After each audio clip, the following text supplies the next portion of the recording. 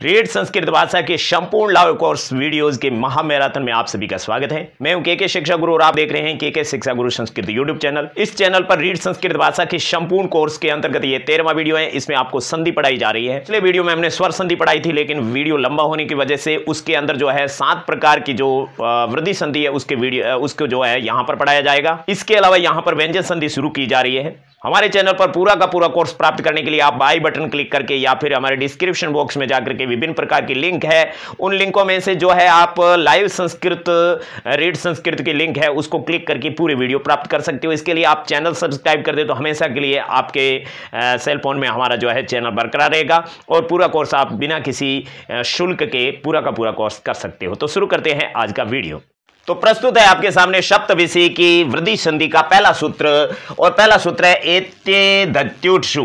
तो एते धत्युट्सु, एते धत्युट्सु, तो ये आपका जो सूत्र है धत्युट्सु, इसका संधि विच्छेद करेंगे तो यहां पर देखिए एति बनेगा। यण संधि आपके पड़ी हुई है, यह से पहले आधा अक्षर होता तो यह का ई बनता है और यह के अंदर वाले स्वर से आगे वाला शब्द बनता है।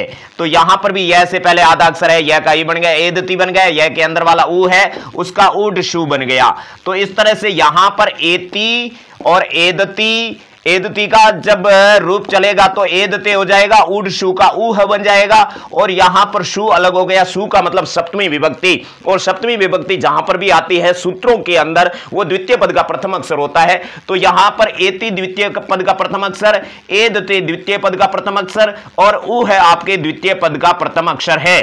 तो यहां पर ऊ है कैसे बना, वो आपके पर सवर्ण संधि है। व्यंजन संधि का ये वीडियो है, इसके अंदर व्यंजन संधि आपको अच्छे से समझाएंगे, समझ में आ जाएगा। तो यहां पर उड शु का ऊ है बन गया।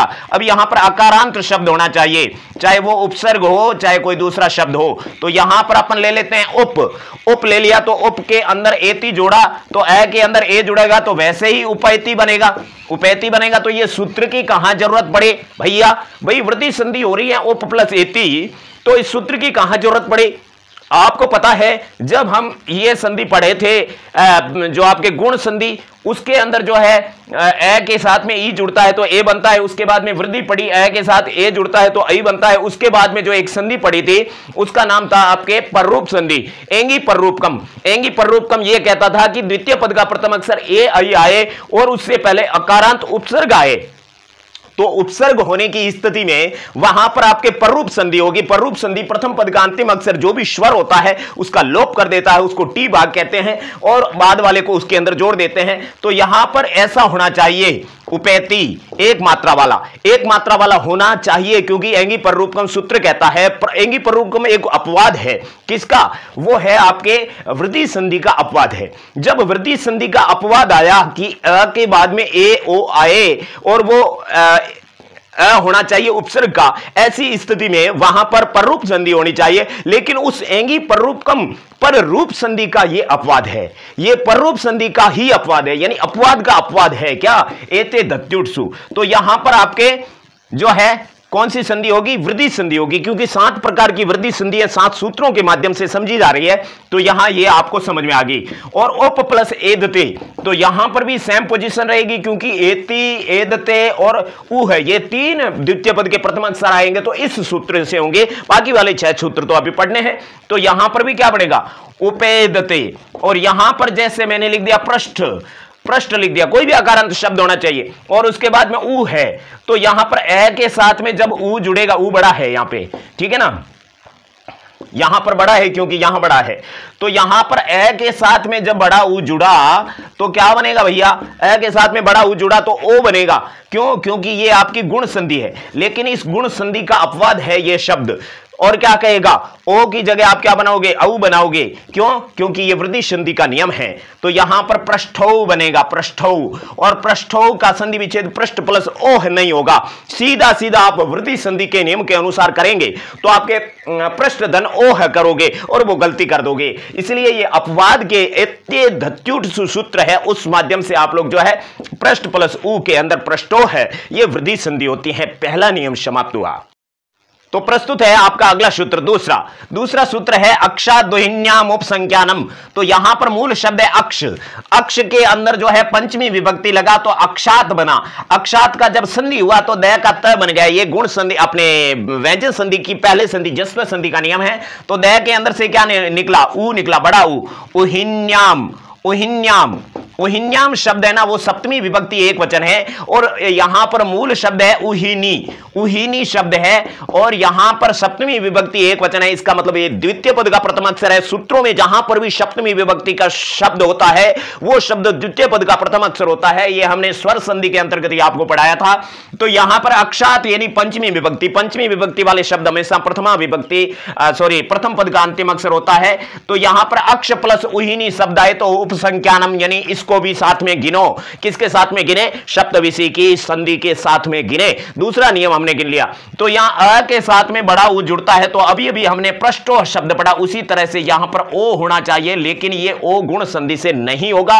अगर अक्ष शब्द पर्सनली और उहिनी शब्द पर्सनली आ जाएगा तो यहां पर जो है आपके औ बनेगा, औ बनेगा तो वो क्षय के अंदर जुड़ जाएगा तो अक्षोहीणी बनेगा, अक्षौहीणी बनेगा। तो यहां पर नय का जो स बना है, नय का जो नय बना है वो भी आपके णत्व विधान है, णत्व संधि है। णत्व संधि कैसे होती है, पूरे शब्द के अंदर कहीं पर भी र या षटकोण वाला स या री आ जाए तो वहां पर रसाभ्याम नोणय सूत्र से क्या होता है, नय का नय बन जाता है। ये आपके जो है रामानाम बालका नाम उसके अंदर शब्द रूप के अंतर्गत भी हमने पढ़ाए थे। ये तो 13वां वीडियो है। अभी हमने पहले वीडियो के अंदर भी ये बात बता दी थी, अक्षोहिणी बन जाता है। जैसे राम प्लस अयन होता है उसका रामायण हो जाता है। क्यों होता है, देखिए यहां पर अक्षय के अंदर क्या है, यहां पर षटकोण वाला स है ना, अक्षय के अंदर क षटकोण और अ, तो उसकी वजह से यहां पर तो कोई है नहीं, पूरे शब्द के अंदर र श यहां पूरे शब्द के अंदर है ही नहीं।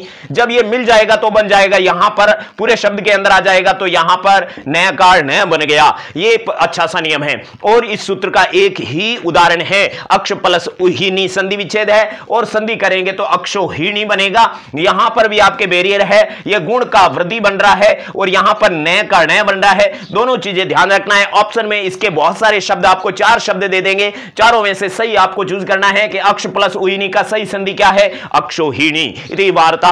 नेक्स्ट सूत्र, तो नेक्स्ट सूत्र आपके सामने है।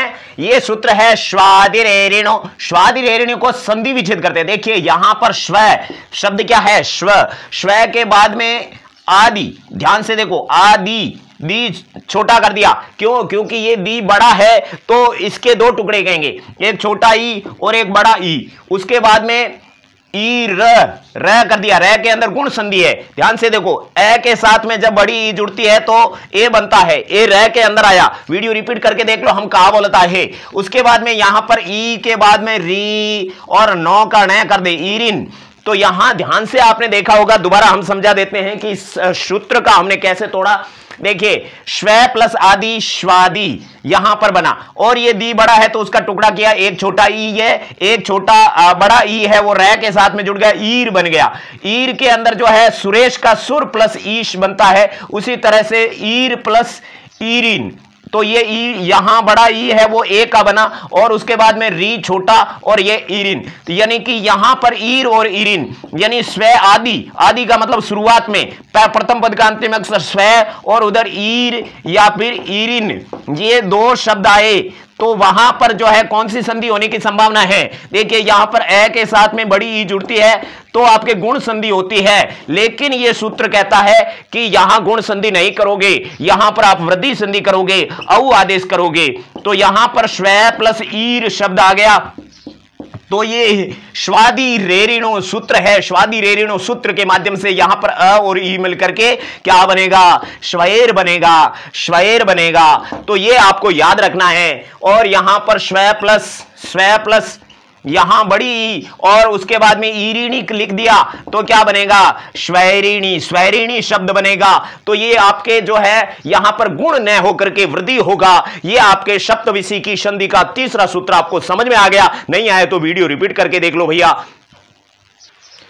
हम तो अभी आपको चौथा नियम समझा रहे हैं। चौथे नियम को और भी बेरहमी से समझना है, क्योंकि यहां बहुत कुछ समझने को है। ध्यान से देखिएगा आप लोग। यहां पर जो है आप देख सकते हो कि यहां पर प्रा है, तो प्रा के अंदर एक तो प्र निकला, ओके, उसके बाद में आ का आ रहेगा और उसके बाद में क्या बनेगा, द का त बन जाएगा, आत, ठीक है ना, प्र आत, यहां पर आत शब्द है। अब ऊ द के अंदर से क्या निकला, ऊ निकला, तो यहां बड़ा ऊ और उसके बाद में ह के अंदर ओ की मात्रा है, ओ के अंदर गुण संधि है, तो एक तो अ और एक ऊ, ठीक है ना, ये ऊ, ठीक है, प्रात ऊ है, उसके बाद में बड़ा ऊ और उसके बाद में यहां पर ढ है और ढ के अंदर ओ की मात्रा है। फिर से आपके क्या बनेगा, ये आपके गुण संधि बनेगी, तो गुण संधि बनेगी तो यहां पर एक तो अ आ गया और एक क्या आएगा, ऊ, और उसके बाद में ढ आधा है और यह है, यह से पहले आधा अक्षर होता है तो यह का ई बनता है, तो यहां पर क्या बनेगा, यह का ई बनेगा तो ढी बन जाएगा,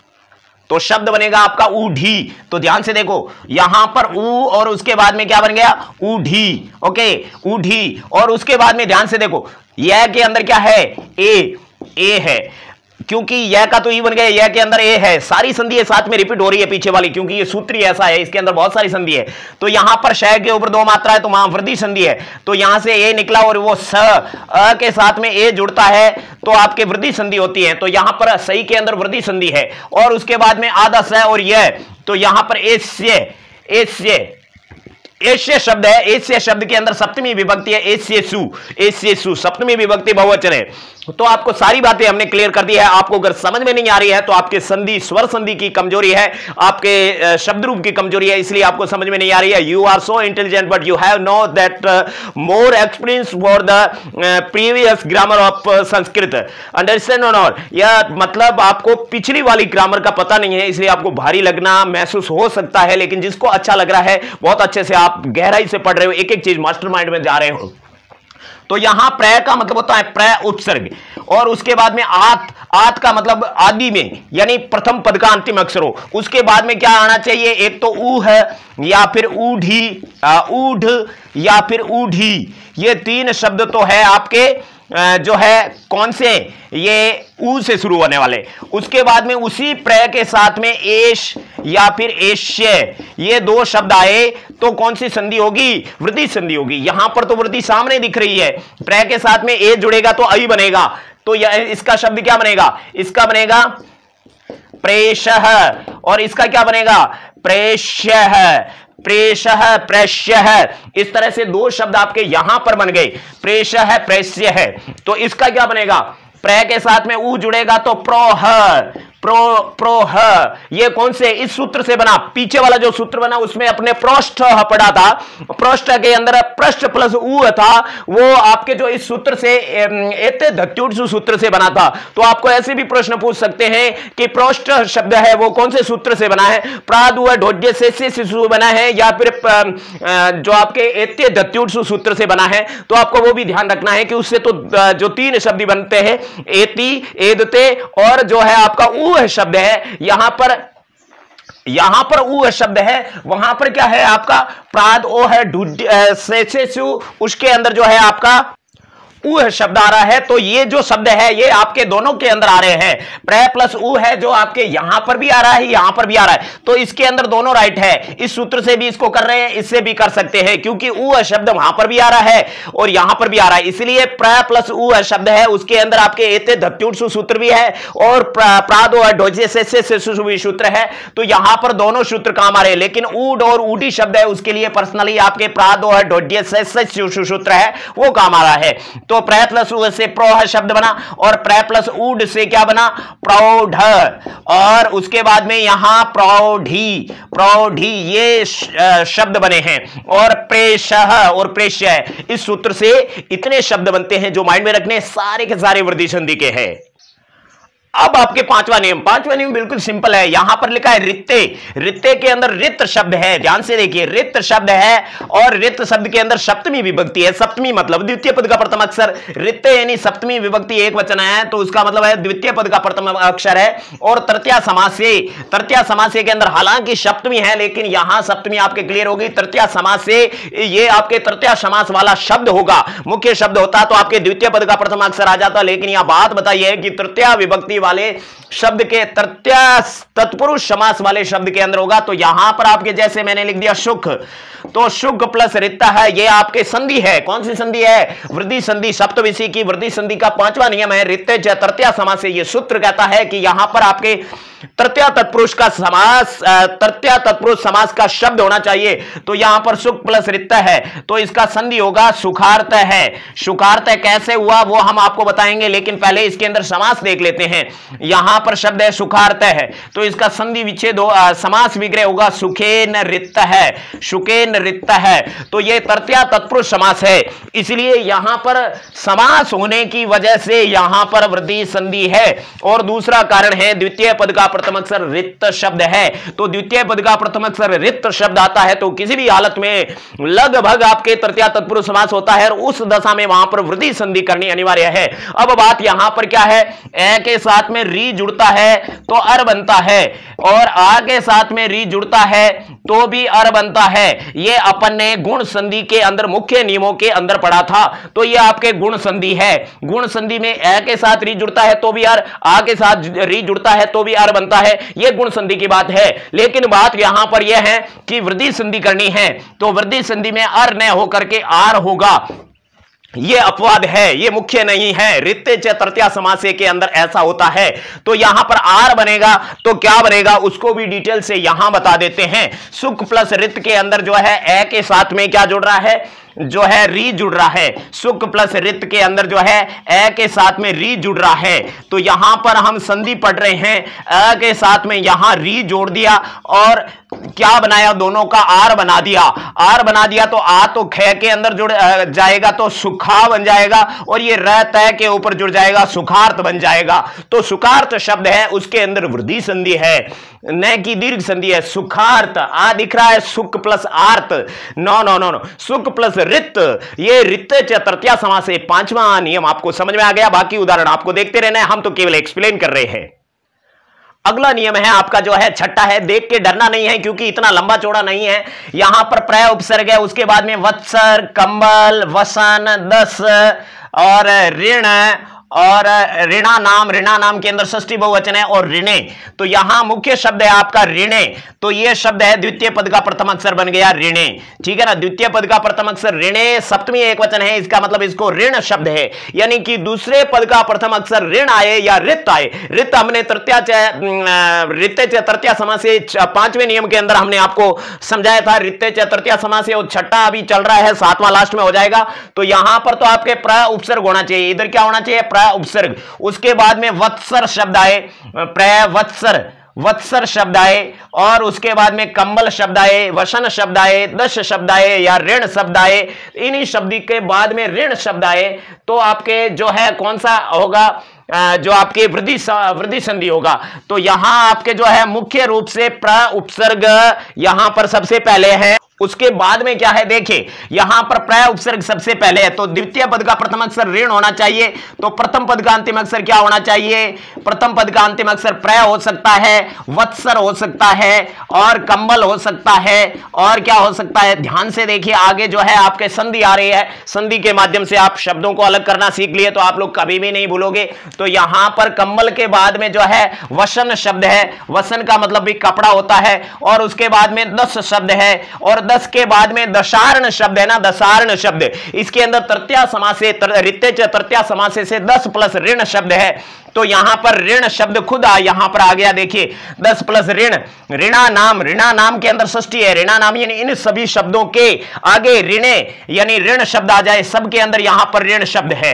तो ऋण शब्द है उसके आने से कौन सी संधि होगी, वृद्धि संधि होगी। तो यहां पर क्या बनेगा, प्रेरणम बनता। देखिए ये आपको जो वृद्धि संधि का सप्तर्षि शब्द याद है तो ये कर सकते हो, नहीं तो नहीं। तो पहले जो है उसका अभ्यास कर लो ना भैया, अरे उसका अभ्यास अति आवश्यक है और उसका अभ्यास आप आपने कर लिया है तो बहुत अच्छे से आपको यहां समझ में आएगा। तो यहां पर शब्द बनेगा प्रारणम, प्रारणम शब्द बनेगा, क्योंकि इस री का तो र बन गया और यहां पर आर बनेगा, सबके अंदर आर बनेगा, आर नहीं बनेगा। जस्ट पहले हमने जो शब्द आपको बताया था उसी तरह से सबके अंदर आर बनेगा। वत्सर, वत्सर का क्या बनेगा? वत्सरार्णम, वत्सरार्णम। तो यहां पर ऋण शब्द बन गया। कंबलार्ण, तो यहां पर क्या बनेगा? कंबलार्ण, इस तरह से शब्द बन गया। और उसके बाद में यह क्योंकि ऋण शब्द है और वसन है तो क्या बनेगा? वसनार्ण, वसनार्ण शब्द बन गया। और दशार्ण, फिर क्या बन गया? दशार्ण। और उसके बाद में क्या बनेगा? ऋणार्ण, ऋण शब्द खुद आ गया, ऋणार्ण। इस तरह से ये शब्द बन गए। तो ये सारे शब्द क्या है? वृद्धि संधि के है। और ये सब के सब जो प्रवत्सर कंबल वसन दशारणा नाम ऋणे, प्रवत्सर कंबल वसन दशारणा नाम ऋणे, इस सूत्र से है। और ये सब के सब गुण संधि के अपवाद है, क्योंकि यहां पर प्रेरणम, वत्सरणम, कंबलर्णम, वसनारणम, दशरणम और ऋणारणम शब्द होता, अगर यहां पर ये सूत्र नहीं होता तो। लेकिन यहां पर 1 2 3 4 5 6 शब्द आपको माइंड में कंपलसरी याद रखने हैं। चलते हैं अंतिम शब्द की ओर, जो आपके शब्द विषय की संधि का है। अंतिम नियम भी आपको अच्छे से समझना है। तो यहां देख सकते हो उपसर्गाद रीति धातु, तो यहां पर देखिए उपसर्गात, उपसर्गात का संधि विच्छेद ये हो गया, द निकल गया, द के अंदर से री निकला है तो रित्ति, और रित्ति के बाद में धातु। तो रित्ति और धातु दोनों विशेषण विशेष्य है, ये विशेष्य है, ये विशेषण है, दोनों में सप्तमी एक वचन है, मतलब ये द्वितीय पद का प्रथम अक्षर है। यानी री, रित्ति का मतलब होता है री अंत वाले, यानी ऋकारांत धातु, यानी धातु के आने पर, ऋकारांत धातु के आने पर इस तरह से आपके यहां पर री से शुरू होने वाली धातुएं आएगी। और यहां पर उपसर्गात, और ये उपसर्ग कैसा होना चाहिए? अकारांत उपसर्ग होना चाहिए। तो यहां पर प्र, अव, अप, इस तरह से अकारांत उपसर्ग होना चाहिए। तो उसके बाद में ये री से शुरू होने वाली धातुएं आएगी तो आपके आर बनेगा, अर नहीं बनेगा, यानी कि आपकी गुण संधि नहीं होगी, वृद्धि संधि होगी। यह अंतिम नियम है वृद्धि संधि का 7वां। तो अब शुरू करते हैं व्यंजन संधि। जी हां, व्यंजन संधि को भी बैर रहमी से पढ़ लेते हैं। देखिए, व्यंजन संधि के कुल यहां पर 12 प्रकार हम कर रहे हैं, 12 प्रकार से आपको समझाया जाएगा। सबसे पहली जस्त्व संधि, जिसके 2 सूत्र आपको समझाएंगे, सूत्रों से समझाएंगे, सूत्र की व्याख्या करके आपको एग्जाम्पल्स देंगे। दूसरा आपके चरत्व संधि है, चरत्व संधि का भी एक सूत्र है, उससे आपको पूरा समझा देंगे। तीसरी अनुनासिक संधि है, अनुनासिक संधि के 2 सूत्र है, सूत्रों के माध्यम से आपको उदाहरण देके समझाएंगे। चौथा है अनुस्वार संधि, जिसके एक मुख्य सूत्र है और 3 आपके गौण सूत्र है, कुल 4 सूत्र है। सूत्रों से डरना नहीं, छोटी सी बात है, एक एक सूत्र, एक एक उदाहरण दिमाग में रख लेना। 5वां है परस्वर्ण संधि, जिसके 3 जो है आपके सूत्र है और तीनों 3 प्रकार है, ऐसा समझ सकते हैं। तो परस्वर्ण संधि यहां पर आपके 3 सूत्रों से, और पूर्व सवर्ण संधि है जिसका 1 सूत्र है। यहां आपको ध्यान देना, अनुस्वार संधि से लगाकर पूर्व सवर्ण परस्वर्ण संधि तक, अनुस्वार से लगाकर परस्वर्ण, अनुस्वार, अनुस्वार, अनुनासिक, अनुस्वार और परस्वर्ण, ये तीनों संधि एक दूसरे से जुड़ी हुई है। ये आपको हम तरीका बता देंगे, सूत्र आपको दिमाग में रखना अनिवार्य है। यहां पर 7वां, 8वां और 9वां ये 3 आगम संधि है। आगम का मतलब होता है मन से लिखा जाएगा। यहां पर गमुडागम, तुकागम और कुकटुगागम, कुकटुगागम। तो यहां पर तीनों के एक एक सूत्र है, अच्छे तरीके से आपको समझा देंगे। अगर ऐसा होगा तो वैसा होगा, और तो कैसा होगा वो आगे समझा देंगे। सचुत्व संधि और इष्टुत्व संधि सर्वविदित है। सचुत्व संधि के 2 सूत्र है, एक मुख्य सूत्र, एक गौण सूत्र है। इष्टुत्व संधि के 3 सूत्र है, एक मुख्य सूत्र है और 2 गौण सूत्र है। सारे के सारे सूत्रों के माध्यम से आपको समझा देंगे, उदाहरण एक एक दे देंगे, आपको हम ट्रिक बताएंगे, उस हिसाब से आपको माइंड में रखना है। और ट्रिक ये है कि आपको संधि का नाम याद रखना। सबसे पहले यहां पर जितनी संधि दिख रही है आपको 12 के 12 संधि का नाम याद रखना, यह सबसे पहली ट्रिक। दूसरी ट्रिक यह है कि प्रत्येक संधि के सूत्र को दिमाग में रखना है। याद नहीं हो कोई बात नहीं, एक ही पेपर में सारी व्यंजन संधि आप क्लियर कर सकते हो। सारी संधियों के नाम लिखो, सूत्र लिखो और सूत्र का एक एक एग्जांपल रखो, कैसे हुआ वो प्रोसेस माइंड में रखो। अगर प्रोसेस पेपर में रखा तो 10 पेपर बन जाएंगे और 10 पेपर पेपर में ही रह जाएंगे, माइंड में कभी नहीं आएंगे। माइंड में तो कुछ याद करके रखना पड़ेगा भैया, ऐसे पूरा लिखा हुआ किताब में ही रहेगा। जो चीज आप किताब में लिख रहे हो वो शॉर्ट होनी चाहिए, छोटा होना चाहिए, उसके अंदर केवल आपके संधि का नाम, सूत्र का नाम और एक एक एग्जाम्पल रहना चाहिए। यहां पर 2 सूत्र है तो ये पहला है जो सामान्य कोई भी एक शब्द ले लेना, और दूसरा उसका जो है शाद से निषेध हो रहा तो निषेधात्मक एक एग्जाम्पल माइंड में रखना। बिना एग्जाम्पल के कभी भी नियम या सूत्र माइंड में नहीं रहते हैं। और 12वां और अंतिम आपकी 11वीं ष्टुत्व संधि है, उसके 3 सूत्र है, और अंतिम जो आपकी छत्व संधि है उसके आपके जो है यहां पर एक ही सूत्र है। तो अब शुरू करते हैं जस्त्व संधि से, स्टार्टिंग से। लेकिन याद रखें इस वीडियो में ये आदि संधि हो पाएगी, अगले वीडियो में हम जो है इसको पूरा समझाएंगे। उसके बाद में जो है आपको व्यंजन संधि का एक स्ट्रक्चर समझाएंगे, पूरा मूल एक खाका समझाएंगे कि व्यंजन संधि में किसके बाद में क्या आने से क्या होता है। अधिकतर जो संधि के शब्द प्रयुक्त होते हैं उन संधियों को कॉमनली आपको समझा देंगे। जिस तरीके से हमने आपको स्वर संधि के अंदर गुण, वृद्धि, यण और अयादि ये चारों संधि एक साथ में समझाई थी, उसी तरह से यहां ये व्यंजन संधि पूरी होने के बाद में समझाएंगे। फिर आपको विसर्ग संधि, और विसर्ग संधि के बाद में भी एक स्ट्रक्चर विसर्ग संधि का बनाएंगे। देखिए हम जस्त्व संधि शुरू कर रहे हैं, आराम से अच्छे से समझ लेना। आपने ये पढ़ा है कि पहला, दूसरा, तीसरा, चौथा आने के बाद में तीसरा, चौथा, पांचवा ये रलव है आए तो पहले, दूसरे, तीसरे, चौथे का तीसरा बन जाता है। ये बात सही है, लेकिन संस्कृत पढ़ रहे हो तो कुछ तो सूत्रों का अहम रोल होना चाहिए। सूत्र नंबर 1 है झलाम जस झसी। तो यहां सबसे पहले यहां झलाम के अंदर षष्ठी विभक्ति बहुवचन है, षष्ठी विभक्ति बहुवचन है। तो षष्ठी विभक्ति का मतलब होता है इन झलों का क्या बनेगा? जस बनेगा, झलों का जस बनेगा। झल क्या है भाई? झल प्रत्याहार है, और जस क्या है? जस भी प्रत्याहार है। और यहां पर झसी लिखा हुआ है, झसी का मतलब होता है झस शब्द है, सप्तमी विभक्ति है, एक वचन है। सप्तमी विभक्ति एक वचन झसी, यानी कि झस परे रहने पर, यानी झलों के बाद में क्या आएगा? झल के बाद में झस आएगा, तो यहां पर झल का क्या बनेगा? जस बनेगा। अब ये झल क्या है? हमने यहां पर माहेश्वर सूत्र भी लिखा है आपकी सुविधा के लिए, झ से शुरू किया है और लय तक लिखा है। तो ये सारे झल हो गए। जब ये घड़ दस, जब गढ़ दस, खप छट थचट तब कप ऐसा सरहल, ये सारे क्या है? झल है। तो झल के अंदर कौन कौन से आते हैं? चौथा, और सबसे पहले चौथा झ भय घ ढ ध, ये चौथे हो गए। फिर तीसरा, फिर दूसरा, फिर पहला, यानी पहला, दूसरा, तीसरा, चौथा। उसके बाद में ये पहला आ गया। फिर कौन सा आएगा? फिर श है, यानी श है। ये आपके क्या है? झल है। तो इसके अंदर क्या नहीं है? इसके अंदर यह रह ले वह नहीं है। अगर ये झस आए, प्रथम पद का अंतिम अक्षर ये झल आए और उसके बाद में झस आ जाए, झस के अंदर क्या है? झ से लगाकर इस शय तक, तो यहां पर झ भ घ ढ ध ज ब ग ड, यानी कि ये कौन से हैं? तीसरे और चौथे। यानी कि झल के बाद में तीसरे चौथे आ जाए तो ये तीसरे बन जाते हैं। चौथे का भी तीसरा, तीसरे का भी तीसरा, दूसरे का भी तीसरा, पहले का भी तीसरा, शय का भी तीसरा, श का भी तीसरा, श का भी तीसरा और है का भी तीसरा। तो तीसरा आदेश होता है। इस हिसाब से यह एक सूत्र क्लियर हुआ है, यानी कि आपको यह समझ में आ गया। अब हिंदी के हिसाब से आपको बता देते हैं कि यहां पर पहला, दूसरा, तीसरा, चौथा आए, या फिर श आए, उसके बाद में झस आए, यानी तीसरा चौथा आए, तो तीसरे चौथे के कारण ये तीसरा बनेगा। ये सिर्फ तीसरा चौथा लिखा है इस सूत्र में। अब सूत्र संख्या 2 देखते हैं। ये सूत्र यूं कहता है झलाम जशो अंते। तो यहां झलाम जस तक तो एक ही बात है, और यहां पर जो अंते है वो झसी की जगह लिखा है, यानी कि यहां पर झल है, यहां पर क्या है?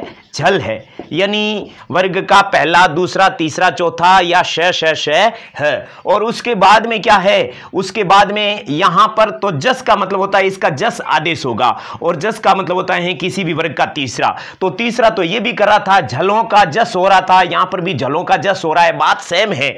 लेकिन यहां पर अंते लिखा है, अंते का मतलब पदांत के अंदर यहां पर झल होगा, परंतु बाद में क्या होगा वो सूत्र में नहीं लिखा है, हमें याद रखना है।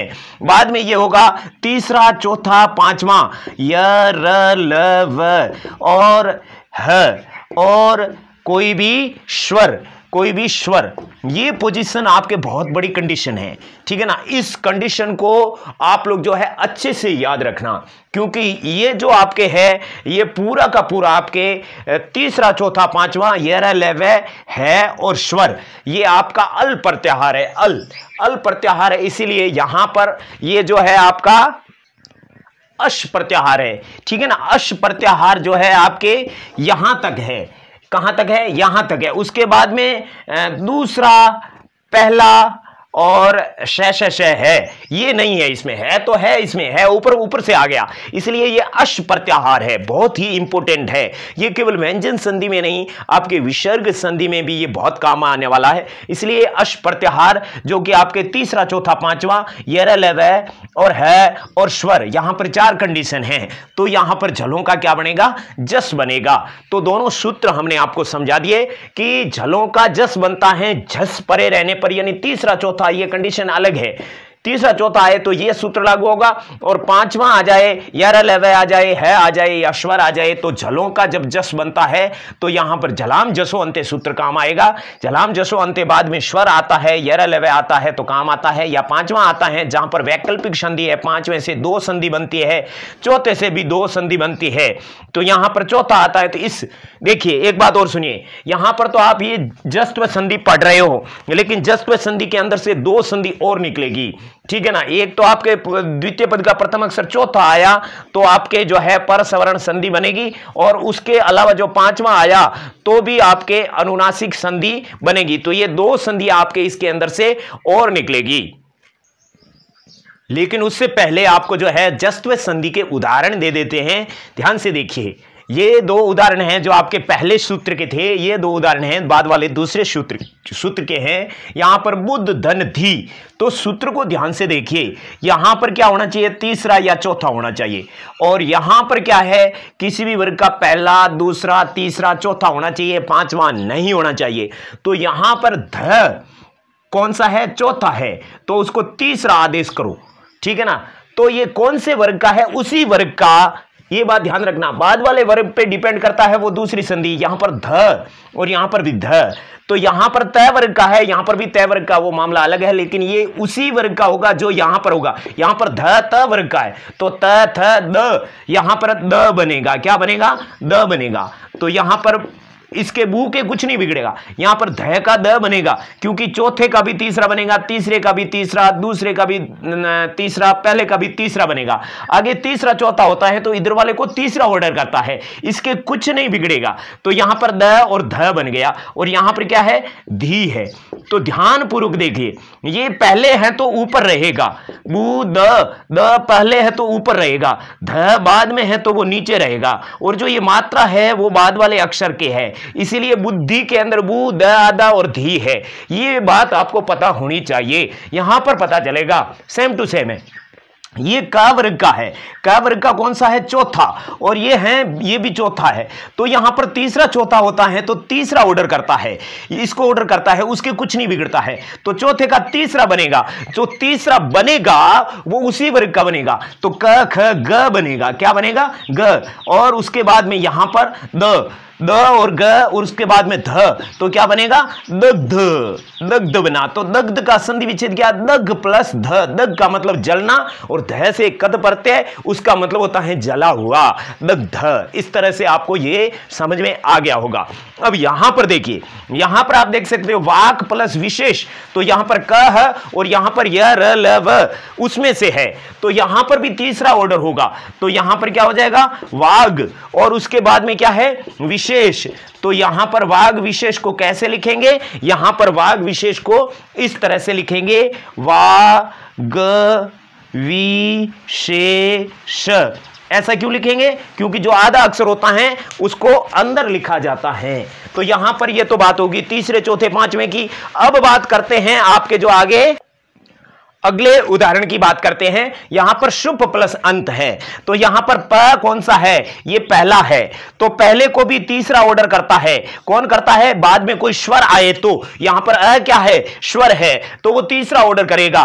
तो प का क्या बन जाएगा, प का ब बन जाएगा, उसी वर्ग का बनेगा प फ ब, तो यहां शुभ का क्या बन जाएगा, शुभ बन जाएगा। और यहां पर अंत, तो ये स्वर उसके अंदर चला जाएगा तीसरे के, तो यहां पर क्या बनेगा, शुभंत। इसलिए ध्यान रखें, कहीं पर भी पूरे शब्द के अंदर कहीं बीच में तीसरा अक्षर दिखे, पूरे शब्द के अंदर तीसरा दिखे, तो उस तीसरे के अंदर से स्वर निकाल के देखो, उस तीसरे के अंदर से स्वर निकाल के देखो और बाद वाले शब्द का निर्माण करके देखो, तो बाद वाला शब्द बन जाता है। तो उस तीसरे को पहला बना के देखो तो वहां पर भी एक शब्द बन जाता है। समझ में आया? यानी पूरे शब्द के बीच में कहीं पर भी, जैसे जगदीश है, जगदीश के अंदर द आपको तीसरा दिख रहा है, तो द के अंदर से स्वर निकालो। यहां पर लिखते हैं जगदीश, जगदीश लिखा है, तो इस द के अंदर से यानी तीसरा है, इस ये ग भी तीसरा है, लेकिन यहां संधि नहीं बन रही है, इसके अंदर से स्वर निकालो। स्वर निकाला ई को श के अंदर जोड़ा, ईश बन गया, मतलब संधि है। तो यहां पर ज ग द को त बनाओ। तो इस तरह से बहुत सारे शब्द मिलते हैं जस्त्व संधि के, तो जस्त्व संधि को आपने अच्छे से समझ लिया होगा। अब आपकी चरत्व संधि है। चरत्व संधि का सूत्र है खरी च, खरी च। ये च का मतलब होता है और खरी, खरी का मतलब होता है खर प्रत्याहार द्वितीय पद का प्रथम अक्षर होगा, क्योंकि खरी के अंदर सप्तमी विभक्ति एक वचन है। जिस भी प्रत्याहार के अंदर सप्तमी एक वचन होती है वो द्वितीय पद का प्रथम अक्षर होता है। तो यहां पर खर प्रत्याहार होगा तो च यानी और होगा। और क्या होगा, इस च के अंदर बहुत सारी मिस्ट्री है। वो कहता है कि यहां पर आपका झल प्रत्याहार होगा, वो इसलिए कहता है क्योंकि झल प्रत्याहार हमने पहले पढ़ लिया। अब वो कहता है च यानी और, खर प्रत्याहार यहां पर होगा तो इस झल का चर आदेश करेगा, झल का चर आदेश करेगा। तो झल में कौन कौन से आते हैं, तीसरा, चौथा, पांचवा, और उसके बाद में जो है आपका श श श ह, ये आपके जो है झल प्रत्याहार है। उनका क्या है, चर आदेश करेगा। चर के अंदर किसी भी वर्ग का पहला अक्षर होता है, खर के अंदर पहला और दूसरा होता है। बात समझ में आ गई ना? चर प्रत्याहार में सिर्फ पहला होता है च, और खर प्रत्याहार में ख, ख कौन सा है, दूसरा है, तो पहला साथ में ही रहेगा। खर प्रत्याहार में पहला दूसरा, चर प्रत्याहार में पहला, यानी कि यहां पर झल होगा और उसके बाद में खर आएगा। खर क्या है, खर प्रत्याहार वो प्रत्याहार है जिसके अंदर अश प्रत्याहार नहीं है, क्योंकि अश प्रत्याहार प्लस खर प्रत्याहार इज इक्वल टू पूरी की पूरी वर्णमाला। तो यहां पर क्या है कि पहला दूसरा और श साथ में है। ओके, इसको भी समझना। यहां पर क्या है, श, तो ये तीनों स और पहला दूसरा अलग डिपार्टमेंट है, और उसके अलावा जो तीसरा, चौथा, पांचवा यह लेवल है, और उसके बाद में कोई भी स्वर होता है वो अश प्रत्याहार होता है। तो यहां पर जो आपने समझ लिया कि जो है आपके खर प्रत्याहार होता है उसके अंदर पहला दूसरा स होता है, तो बाद में पहला दूसरा स आता है तो झलों का चर यानी पहला आदेश करता है। ठीक है ना? जैसे उद प्लस पतति, ये आपका उदाहरण है। तो यहां पर कौन सा है, खर प्रत्याहार है, पहला है। प कौन सा है, पहला दूसरा आते ही पहला बना दो, तो उद का उत बना दो, यानी पहला बना दो। तो यहां पर क्या हो जाएगा, उत्पत्ति हो जाएगा, उत्पत्ति हो जाएगा। तो जहां आपको दो कंटिन्यू पहले दिखते हैं, किसी भी शब्द के अंदर दो पहले कंटिन्यू दिखते हैं, तो वहां चरत्व संधि होने की संभावना रहती है। इसलिए पहले वाले को तो आप लोग तीसरा बना दो और दूसरे वाले को वैसा का वैसा रख दो। या फिर जैसे उद धन खात, तो यहां पर भी उत्खात हो जाएगा। क्यों? क्योंकि जहां पर पहला और दूसरा कंटिन्यू दिखता है वहां पर भी चरत्व संधि होती है। तो पहला तो सेम टू सेम रखो, द का त बन गया, उसका तीसरा बना दो उद, और उसके बाद में खात, ये आपका संधि विच्छेद होगा और ये सही माना जाता है। चरत्व संधि में, चरत्व संधि में पहला होता है उसका तीसरा करना जरूरी है, यानी कि यहां तीसरा, और उसके बाद में जो आपकी, जैसे यहां पर हमने लिख दिया उद द जो है उदाहरण, उदाहरण का संधि विच्छेद होगा उत प्लस आहरण। तो यहां पर तो आपके जो है जस्त्व संधि है, संधि विच्छेद में त दिख रहा है, उत्खात के अंदर संधि विच्छेद में द दिखेगा, यानी चरत्व संधि में संधि विच्छेद में द दिखेगा, जस्त्व संधि में संधि विच्छेद में त दिखेगा। लेकिन होता जो आपका उपसर्ग है, उद उपसर्ग है, मूल रूप से उत उपसर्ग है, वो उत उपसर्ग ही होता है। तो चरत्व संधि पहला बनाती है। तो देख लेते हैं दोनों का तुलनात्मक अध्ययन। जस्त्व संधि के अंदर भी पहला दूसरा तीसरा चौथा होता है और चतुर्थ संधि के अंदर भी पहला दूसरा तीसरा चौथा होता है, लेकिन यहां पर तीसरा चौथा पांचवा यर लव है या फिर कोई भी स्वर होता है, लेकिन यहां पर इसके होता है वो इसके जो है सिर्फ पहला दूसरा स होता है।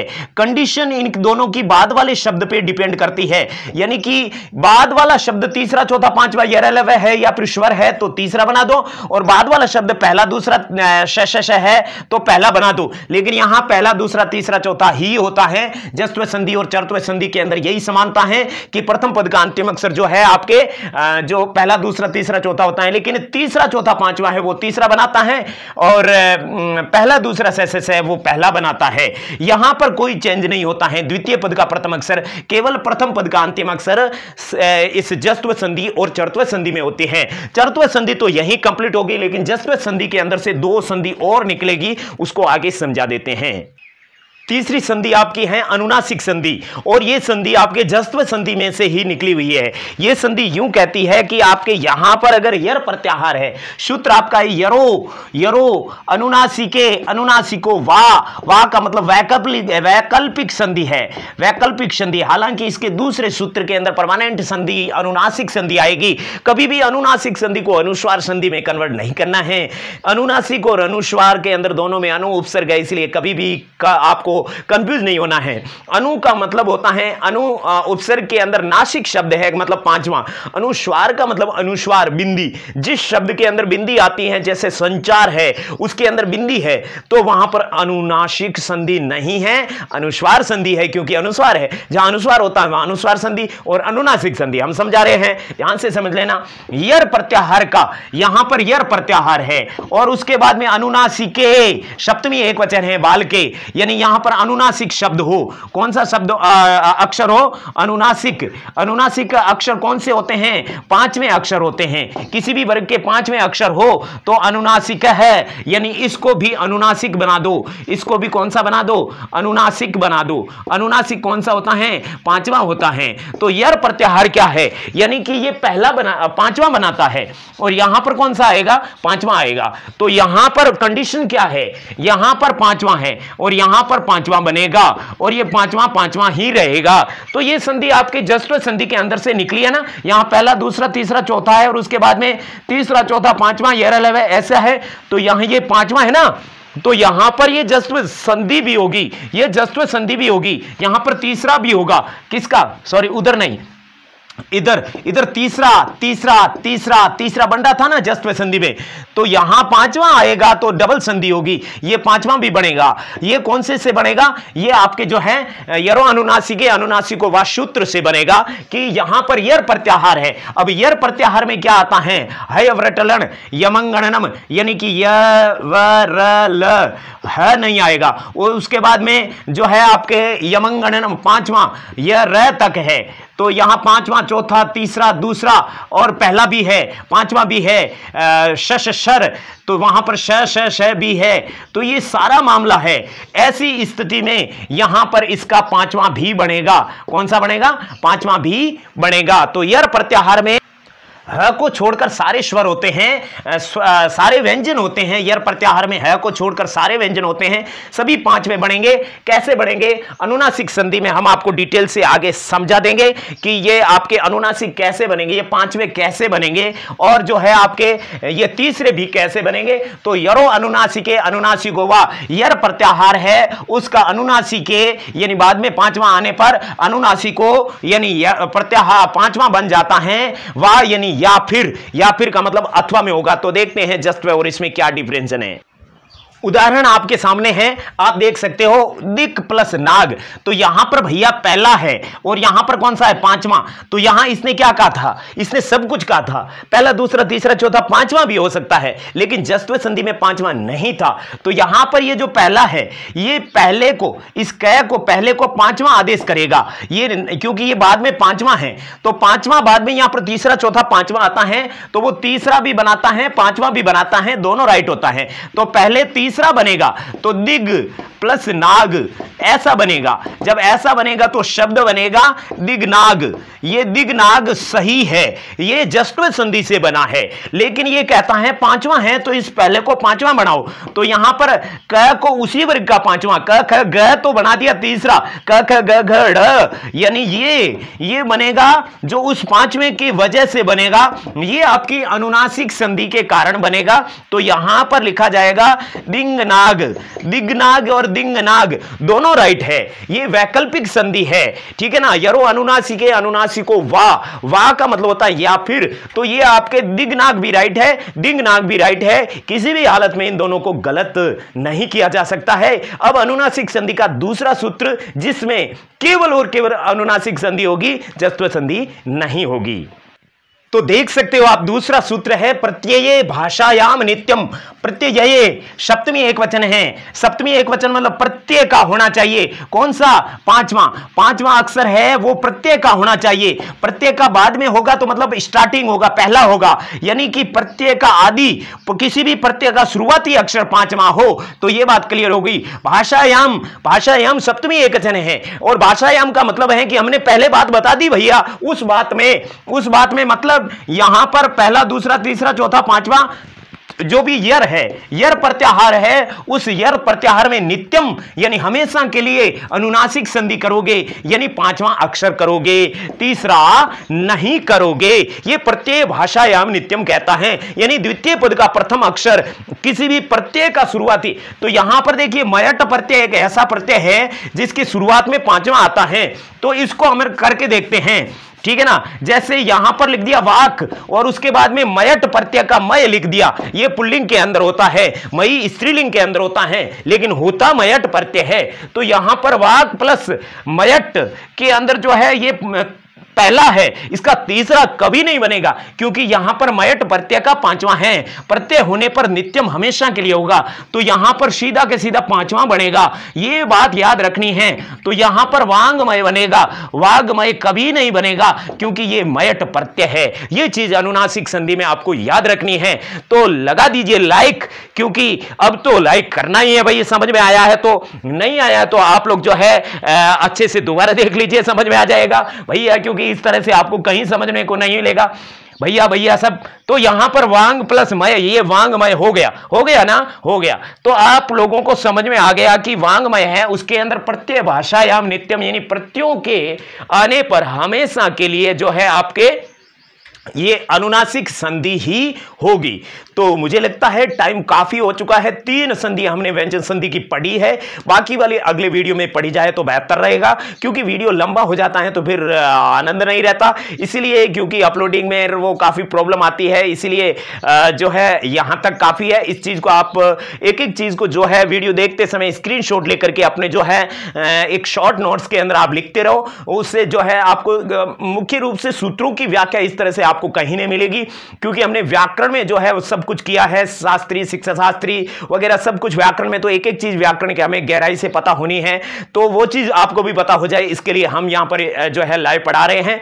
तो आज का वीडियो यहीं तक करते हैं, अगले वीडियो को जरूर देखें। भगवान आपका भला करें, हे भगवान भला सबका करो, लेकिन स्टार्टिंग हमसे करो।